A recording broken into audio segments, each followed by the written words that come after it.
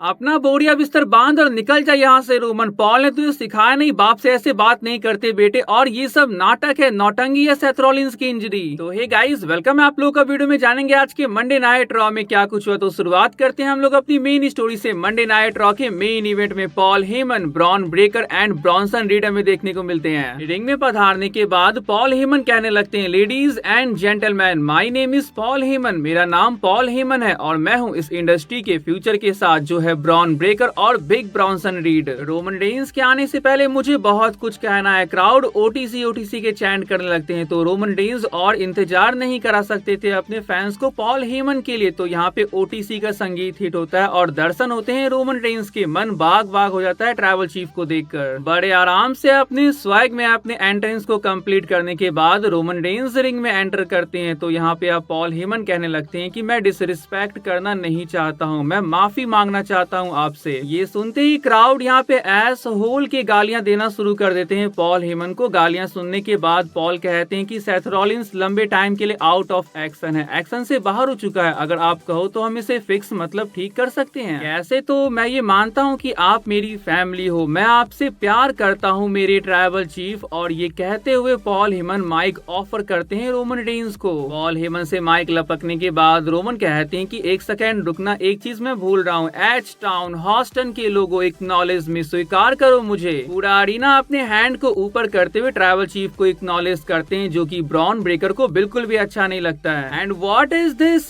Crowd के साथ साथ पॉल हेमन भी रोमन रेंस को एक्नॉलेज करते हैं। तो रोमन कहते हैं, तुम चाहते हो मैं लीड करूं? कुछ टाइम पहले मैं ये कहता कि ये वाइस वर्ड है वाइस मैन का, लेकिन तू तो वाइस मैन है ही नहीं, तू एक बेवकूफ है। ये सुन के ब्रॉन ब्रेकर भड़क जाते हैं। तो रोमन कहते हैं कि जरा ठंड रख जूनियर, ये आदमी तुम लोगों के साथ भी वही करेगा जो उसने मेरे साथ किया। कुछ सालों बाद जब तुम बड़े आदमी बन जाओगे तो ये सारा क्रेडिट लेना चाहेगा तुम्हें साइड करके। और हाँ, इस टकले ने मुझे ट्राइबल चीफ नहीं बनाया, इन लोगों ने WWE यूनिवर्स ने मुझे ट्राइबल चीफ बनाया है। वो टाइटल अनडिस्प्यूटेड WWE चैंपियनशिप मेरे पास था इतने टाइम से, ऊसोस की वजह से, सोलो की वजह से, सैमी ज़ेन की हेल्प की वजह से, लेकिन मैं वो टाइटल हार गया। 4 साल लगे पर मैं हार गया। तूने क्या कहा था कि मैं तुझे छोड़ के चला गया? मैं फ्यूचर ब्लड लाइन को बिल्ड करने गया था, अपने बच्चों के लिए गया था, ना कि छुट्टी मनाने। और तू फिलहाल कर क्या रहा है? ब्लड लाइन बनाने की कोशिश कर रहा है, ट्राइबल चीफ बनना चाहता है। तू कभी भी ब्लड लाइन नहीं बना सकता चोमू, क्योंकि ये गॉड वर्क था। ब्रॉन ब्रेकर फिर भड़क जाते हैं। तो रोमन कहते हैं कि मैं तुझे कह रहा हूँ कि तू पीछे हट जा बेटे, वरना सर फोड़ दूंगा। तू दोस्त था हमारी फैमिली का, मैंने तुझे फैमिली मेंबर बनाया, लेकिन तूने सब कुछ बर्बाद कर दिया अपने उस दोस्त के लिए जिसने तुझसे 10 साल तक बात नहीं की। मुझे धोखा दिया अपने उस सेल्फिश फ्रेंड के लिए। ये मत कहना कि मैंने ब्लड लाइन को खत्म किया, तू था वो बेवकूफ, तूने कमीनागिरी की जिस वजह से ब्लड लाइन बर्बाद हुआ। अब ये सुनकर ब्रॉन ब्रेकर को बहुत गुस्सा आ जाता है और वो सबको साइड करके रोमन रेंस के सामने खड़े हो जाते हैं और कहने लगते हैं, हम नहीं चाहते हैं कि तुम यहाँ और रहो रोमन, तुम कल की बात हो, तुम ओल्ड डॉग हो, तुम 5 साल पहले रेलिवेंट थे, तुम मेरे रिंग के अंदर खड़े हो, तेरी कोई जरूरत नहीं यहाँ पे, अपना बोरिया बिस्तर बांध और निकल यहाँ से। अब मैं यहाँ का नया बिग डॉग हूँ, मैं हूँ टॉप डॉग, मैं हूँ फ्यूचर यहाँ का, तो निकल जाओ यहाँ से। रोमन रेंस ये सुन के थोड़ा पीछे हट जाते हैं, फिर थोड़ा आगे आ जाते हैं और कहते हैं कि सच कहूँ तो मैंने कुछ नहीं सुना जो तूने अभी बकवास करी, तो ये फिर से कहना और मेरा माइक ट्राई कर। और यारो ये लगा सुपरमैन पंच ब्रॉन ब्रेकर को रोमन रेंस की ओर से। अब वो ब्रॉन्सन रीड को तोड़ना स्टार्ट कर देते हैं, but oh no, Bron Breakker यहाँ पे कम बैक करते हुए रोमन रेंस को स्पीयर मार देते हैं। अब मोटू ब्रॉन्सन रीड भी रोमन रेंस को मारना शुरू कर देते हैं। अब कलेजे में ठंडक मिली होगी पॉल हेमन की, लेकिन ज्यादा देर के लिए नहीं, क्योंकि अपना भाई जे ऊसो यहाँ पे आ गया है। रोमन रेंस की आइलैंड ऑफ रेलिवेंसी को सुनामी से डिस्ट्रॉय करने से पहले जे ऊसो की यहाँ पे एंट्री हो जाती है। ये डबल स्पीयर मोमेंट एक साथ कमाल का था, जब जे ऊसो ने ब्रॉन ब्रेकर को स्पीयर लगाया और रोमन रेंस ब्रॉन्सन रीड को। इनकी असली औकात इन्हें बताने के बाद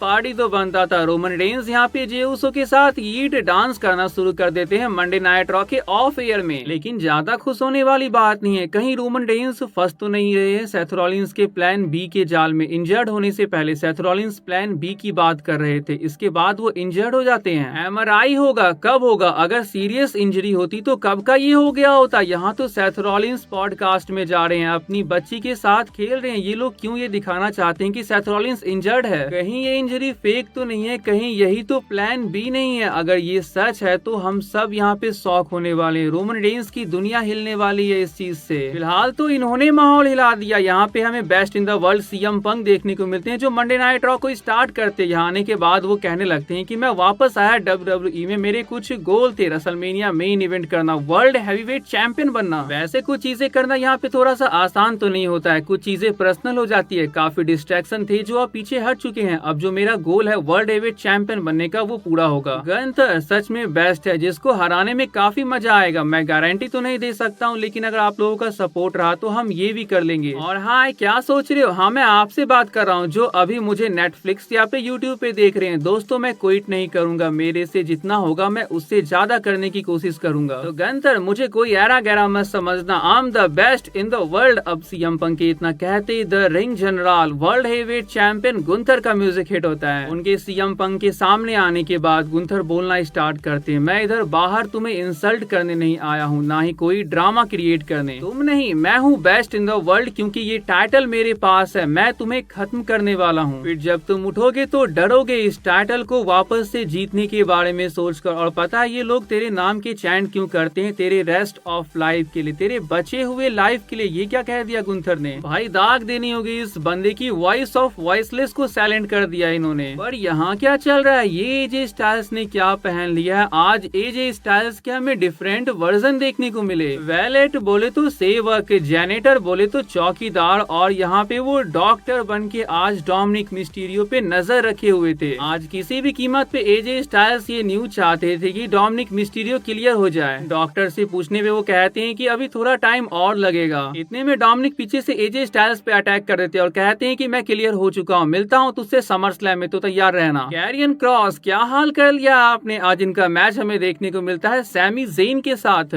स्कारलेट के दिए स्टील पाइप के हेल्प से कैरियन क्रॉस सैमी ज़ेन को हरा देते हैं। और कितने टाइम बाद यार कैरियन क्रॉस को एक विक्ट्री मिली है। अब उनकी धर्मपत्नी स्कारलेट ने इतनी मदद की तो फिर ये तो बनता था। देख छोटी, अगर तू समर स्लैम में मुझसे हारती है तो फिर तू कभी भी स्टार्टर के लिए मुझे चैलेंज नहीं करेगी। बैकी लिंच के कहने पे लारा कहती है अगर ऐसा है तो क्यों ना no count out, no disqualification ये भी ऐड कर देते हैं इस मैच में, फिर देखो कितना मजा आता है। बैकी कहती है हाँ चल ठीक है, आजा, मैच से पहले हाथ मिला लेते। इस बहाने वो मारने जाती है, पर लारा वेल्किरिया की तरफ से ही बैकी लिंच को मैन हैंडल स्लैम लग जाता है। अब बेली आ जाती है लारा वेल्किरिया के साथ टीम अप करने के लिए। इतना कुछ होने के बावजूद वो आज यहाँ पे फेस करती है women's tag team champion Roxanne Perez and Raquel Rodriguez को। देख लिया आप लोगों ने मैच में क्या हुआ होगा। बैकी लिंच यहाँ पे अटैक कर देती है लारा वेल्किरिया के ऊपर, जिस वजह से यहाँ पे टाइटल रिटेन हो जाता है। वर्ल्ड टैग टीम चैंपियनशिप के नंबर 1 कंटेंडरशिप के लिए यहाँ पे हमें triple threat tag team match देखने को मिलता है। ड्रैगन ली को रोकने और क्रीड ब्रदर्स की हेल्प करने के लिए एल ग्रंदे अमेरिकानो हमें यहाँ देखने को मिलते हैं, लेकिन यहाँ पे क्रीड ब्रदर्स हेल्प लेने से मना कर देते हैं। ऐसे में न्यू डे के ऊपर रोल अप के साथ यहाँ पे LW इस मैच को जीत जाती है। अब वापस से न्यू डे का रोना धोना शुरू हो जाता है बैक स्टेज। ऐसे में ग्रेसन वॉलर यहाँ पे आते हुए ये क्या कहते हैं कि ऑस्टिन थियरी इंजर्ड हो चुका है, जिस वजह से ए टाउन डाउन अंडर हमारी टैग टीम खत्म हो चुकी है, तो क्यों ना मैं बनूं न्यू डे में बिगी का रिप्लेसमेंट बिग जी के तौर पे। अब देखना होगा क्या न्यू डे यहाँ पे बिग जी को एक्सेप्ट करते हैं अपनी टीम में। The Celtic warrior Sheamus versus Rusev का पार्ट 2 हमें देखने को मिलता है। फर्स्ट मैच को रूसेफ ने जीता था और इस मैच को सेमस ने जीता है, तो राइवलरी यहाँ पे बराबर हो चुकी है और पूरी उम्मीद है कि ये आगे भी कंटिन्यू होगी बैंगर आफ्टर बैंगर मैच के साथ।